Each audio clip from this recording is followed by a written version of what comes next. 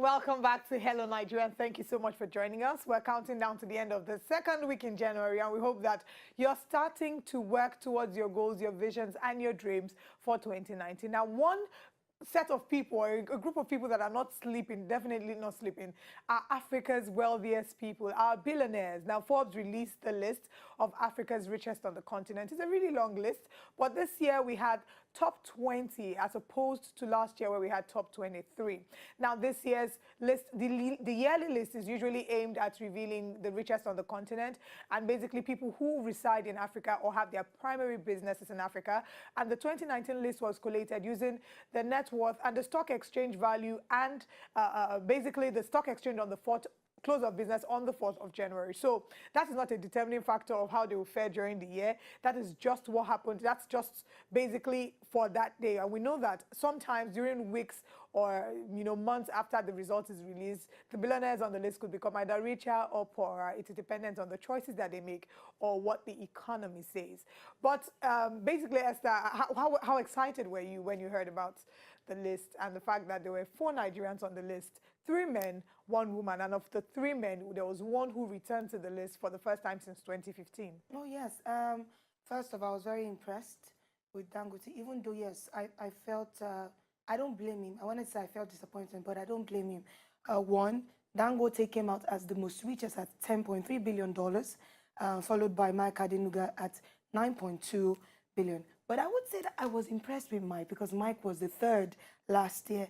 And, there was a huge $1.6 billion difference, to his increase in earnings from his business, which, of course, was telecom and oil from last year, 2017, till this year, unlike Mike Adenuga, who had a dip from 12.2 billion last year to 10.3 billion this year. So we have like $800 million between Mike Adenuga and Dangote. Yes, but congratulations to them at the end of the day.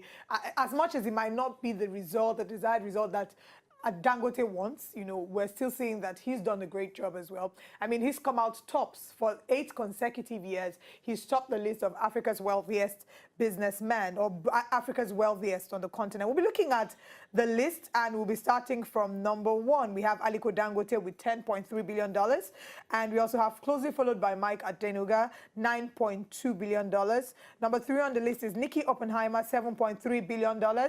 Now, Nikki was on the list last year, but for number 2. Yeah, but there was an exchange between him and Mike. Exactly. So this year he's come down to number 3 with $7.3 billion, and he deals primarily in diamonds. We also have Nassef Sawiris, who is $6.3 billion, I beg your pardon, at number 4, and he deals in construction and chemicals. We also have Johan Rupert. Johan Rupert is number 5 on the list with $5.3 billion and deals in luxury goods. Number 6 on the list, we have Issad Rebrab, and Issad Rebrab is $3.7 billion and deals in food. His is actually the most interesting for me, food. Yeah, but everybody kept talking about it, yes. Food, and nothing else actually. His brand has actually been known all over the African Arab countries for food, and they own chains of food businesses, and they've done well for years. Yes. So what that shows us is at the end of the day, no matter how things get, people will always eat. Even in Nigeria, if we look at our businesses in Nigeria, there's one business that never really does too badly, and that is the food business. Yeah. People will always eat, no matter how things get. Once they get money, one of the primary things you want to do is to feed. All right, we have number 7 on the list, Naguib Sawiris. Naguib Sawiris is worth $2.9 billion, and Naguib deals in telecom. Number 8 on the list, we have Kuzbeka, deals in media and investments, and is worth $2.3 billion. Yeah, that's Kuzbeka on the screen there. And now we have number 8. Now, there's a tie. 3 people. There's a tie in number 8. So we have Kuzbeka, Isabel dos Santos, Mohamed Mansour, and Strive Masiyura. Yes. Now, it's important to mention that there are only 2 women that made it to the list this year.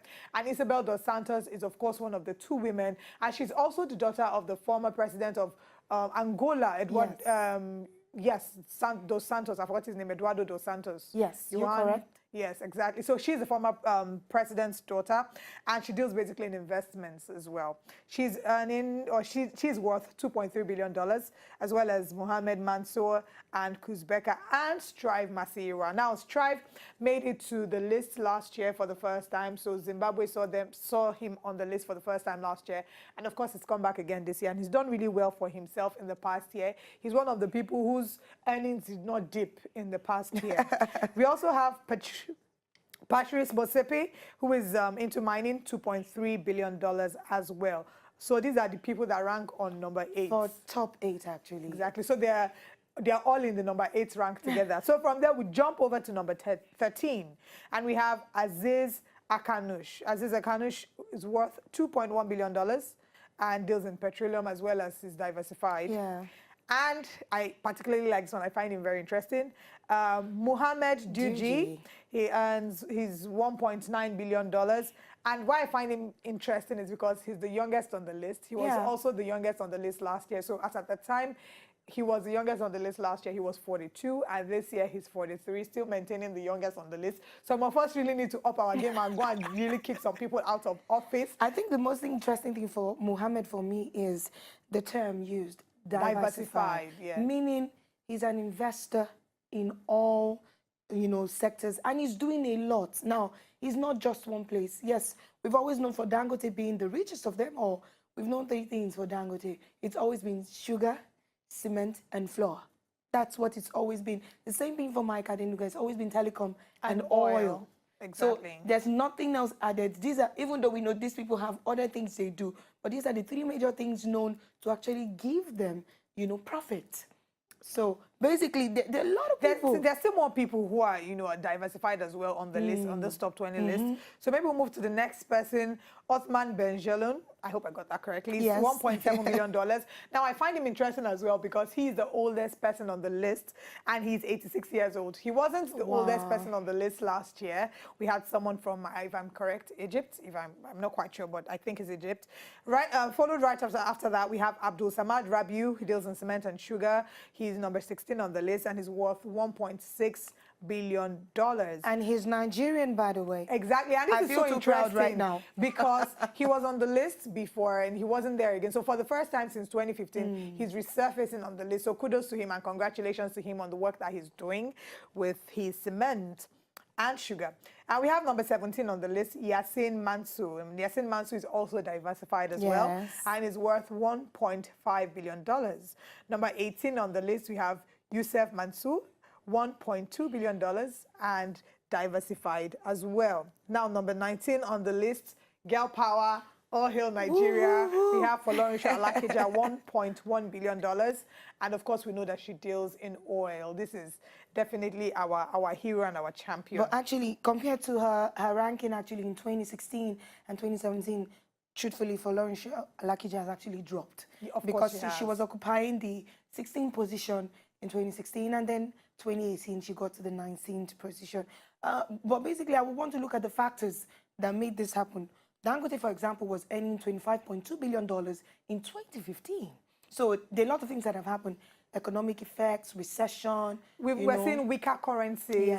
We're seeing, the oil prices as well. So basically, there's so many factors that led to the decline that we're seeing. According to a caption I saw on the Forbes website, they say fewer billionaires, poorer billionaires. How can they call this? How can, like the oxymoron, poorer billionaires, being a billionaire and using the word poor in the same sentence? I don't really understand. But actually, of course, they get the message. Someone was actually talking about how this is showing on, the economy of Africa and African nations, because come on, there was money circulating as at 2015 and 2016 all around in the different sectors compared to how it is now. So everybody's complaining, and even the billionaires are saying it's showing on them. Come on, who patronizes them? We are the ones. If the billionaires are complaining, then what is happening to the average person? The average individual is barely trying to make a living. That's the truth. So basically, we feel that this decline is felt in everywhere, every area, every sector, every economy. We're seeing that those at the top are complaining, those at the bottom end of the ladder are complaining because we are still fighting the minimum wage battle, and we're saying that beyond them approving this, the fact that are these governors going to pay? We still have people who are being owed salaries. So there's so much that we're saying. Africa is a wonderful continent, but we still have a lot of work to do. Now, back to our list, we have our last person on the list, Michel Leroux, banking $1.1 billion and 69 years old. There's so much that we can see and there's so much that we can learn from this list. Of course, these are not the only billionaires in the continent of Africa, but every year the Forbes Africa releases its list and we analyze this list based on those who reside in Africa or have their primary businesses here. And as we mentioned earlier, this net worth was calculated using stock prices and currency exchange rates from the close of business on the 4th of January. Yeah. So this is not a guarantee that for the rest of the year, you know, I'm not trying to be a prophet of doom, but this is not a guarantee that their finances will remain this way throughout the year. It could either increase, it could reduce, or it could stay the same. And reports have it that the finances of these billionaires, their net worth either increases or reduces within days or weeks of the announcement. True, All true. right. Because there were names that were here last year that are not there this year. So between last year and this year, there's been a major drop. So there was a tie between South Africa and Egypt. Last year they had six billionaires from South Africa and 6 billionaires from Egypt. But this year we have 5 from South Africa, 5 from Egypt, 4 from Nigeria. Then I think we have 2 from Morocco, then 1 from Algeria, Angola, Tanzania and Zimbabwe, 1 each. Yeah. So there's so much to see and so much to learn. And for those of us who hope that before we die we'll be billionaires, we will go and read this list. We will write it and put it on our vision board. And we will understand, you know, what these people did. These are basic role models that people should have, young people should have, young entrepreneurs, businessmen, SMEs. You know, these are the people you should look up to. When I was talking to my father about this list this morning, my dad said, these are the men who don't sleep. Exactly. While you are sleeping. And I looked at him like, it's like, yeah, they don't sleep. People think that when you have a lot of money, you know, you are balling, you are living the good life. But the truth is that the richer you are, the more work you might have to put. Maybe I'm not a rich person. I'm not that much of a rich person yet, so I don't know. But from the ones that I have seen, they work so hard. And we have that those who have less money are the ones that are, you know, feeling entitled. And you have time to be turning up and, you know. That is not to say that you should not rest. Please, whatever you do, make out time to rest. We understand the importance of rest and going on leave, going on a vacation to relax, refresh, and rejuvenate. So congratulations to our billionaires. Cheers to having more younger people on that list in 2020. And if you're going to be one of them, say amen. Amen. Amen. To enjoy more of these our Ogbonge videos when you just watch, press this button to subscribe on top of our YouTube page. You go love am.